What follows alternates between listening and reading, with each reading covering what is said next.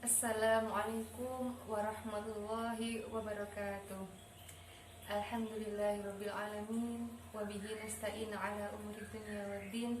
Wassalatu wassalamu ala asyrafil anbiya'i wal mursalin sayyidina Muhammadin sallallahu alaihi wasallam. Amma ba'd. Jamaah yang dirahmati oleh Allah, pertama-tama marilah kita panjatkan puji syukur kehadirat Allah Subhanahu wa taala yang telah melimpahkan rahmat dan taufiknya sehingga kita bisa berkumpul di majelis yang mulia ini dalam keadaan sehat walafiat. Salawat serta salam mudah-mudahan tetap tercurahkan kepada junjungan kita Nabi besar Muhammad SAW, karena beliaulah yang telah menunjukkan kepada kita jalan yang terang benderang, yakni ad-dinul Islam. Jamaah yang dirahmati oleh Allah, Allah Subhanahu wa taala telah berfirman dalam Quran surat Al-Anfal ayat 62 sampai 63, di mana Allah Subhanahu wa taala menjelaskan kepada Nabiullah Muhammad SAW dan juga kepada orang-orang yang beriman akan nikmatnya menyatukan hati yang telah bercerai-berai karena iman. Di mana karena itu akan terjadi saling cinta karena iman dan juga saling bersaudara karena Islam. Disinilah yang kita namakan ukhuwah Islamiyah. Hadirin yang dirahmati oleh Allah, ukhuwah Islamiyah sendiri artinya adalah menjalin persaudaraan sesama umat muslim. Jadi dalam agama Islam kita dianjurkan untuk saling menghormati, saling mengasihi, dan tidak boleh saling memusuhi. Jadi dalam agama Islam kita dituntut untuk bisa terus menyambung silaturahmi dan tidak boleh memutusnya. Apalagi kalau lebih dari 3 hari, itu sangat berdosa. Terlebih lagi fenomena yang sering kita jumpai saat ini dalam bertetangga, misalnya ada ibu-ibu, contohnya ya ini, ada ibu-ibu yang mungkin saling iri, saling dengki, sehingga mereka saling tidak tegur sapa. Pernah ada fenomena di tempat saya ketika bulan Ramadan, ketika bulan suci Ramadan, ada tadarus Al-Quran. Nah, di sana ada satu orang yang dermawan memberikan bingkisan berupa Al-Quran bagi para orang yang tadarus di sana. Akan tetapi ada satu orang yang menolak untuk diberikan Al-Quran tersebut hanya karena tidak suka kepada orang yang memberi Al-Quran tersebut. Bayangkan betapa dosanya kita menolak pemberian Al-Quran hanya karena kita tidak suka dengan orang itu, sesama tetangga sendiri. Lalu contoh yang kedua, contohnya kita melakukan tasyakuran di rumah, sehingga kita berkeliling rumah untuk membagikan makanan ke tetangga. Akan tetapi karena kita tidak suka dengan satu orang tersebut, kita tidak memberinya. Kita begitu saja melewatinya dan berganti rumah yang lain untuk memberikan makanan. Para jamaah, sungguh itu adalah perbuatan yang tidak disukai oleh Allah, karena hal itu merupakan ciri-ciri kita akan memutus silaturahmi dengan orang itu, dan itu sangat dibenci dalam Islam. Untuk itu kita sebagai sesama umat muslim harus selalu menyambung silaturahmi. Kita buang semua sifat iri, dengki yang kita miliki, dan kita mulai menyambung silaturahmi dengan tetangga.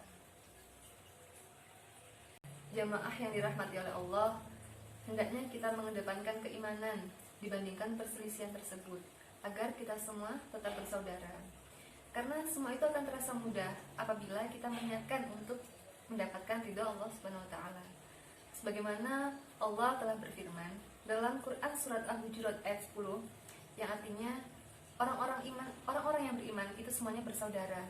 Oleh sebab itu, perbaikilah hubungan di antara sesama saudaramu dan takutlah kamu kepada Allah agar kamu mendapatkan rahmat. Dalam hadis riwayat Bukhari dan Muslim dijelaskan bahwa seorang muslim adalah saudara bagi umat muslimnya yang lain. Oleh karena itu, janganlah kita menzaliminya dan janganlah kita menyakitinya.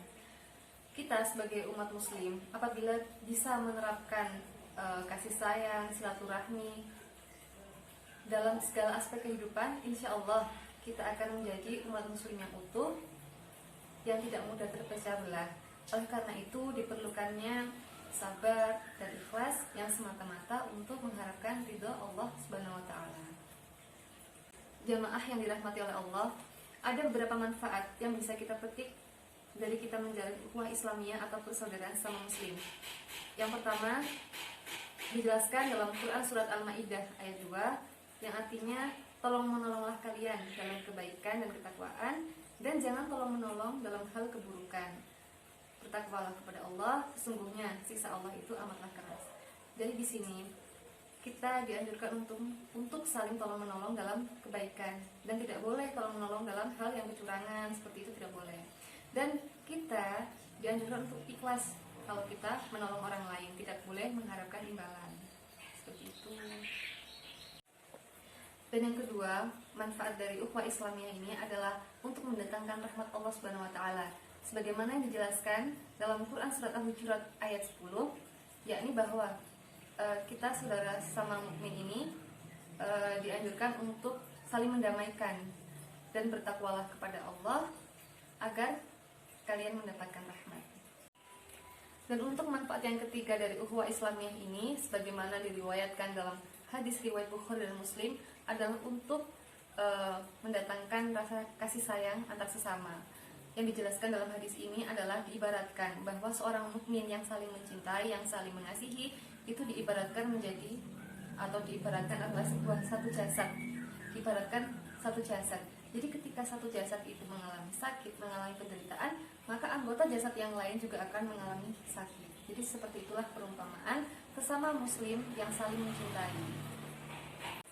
Jadi hakikat bersaudara dalam Islam atau menjalin ukhuwah Islamiyah itu adalah saling tolong-menolong, saling membantu, saling mengasihi, saling menghargai. Karena betapa pentingnya menjalin ukhuwah Islamiyah ini sebagai bekal kita hidup di dunia dan di akhirat. Karena dari menjalin ukhuwah Islamiyah ini, kebaikan kita itu akan dikenang selalu.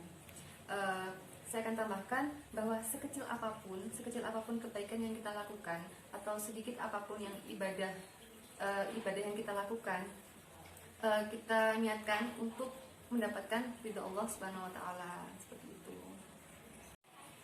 Jamaah yang dirahmati oleh Allah, sekian yang dapat saya sampaikan. Apabila banyak kurangnya, saya mohon maaf yang sebesar-besarnya. Apabila ada yang kurang dimengerti, boleh dituliskan di kolom komentar. Nanti saya akan baca dan mungkin akan saya balas. Kita akan sharing bersama di sana. Terima kasih banyak atas perhatiannya. Saya undur diri. Billahi taufiq wal hidayah, walidul inayah. Assalamualaikum warahmatullahi wabarakatuh.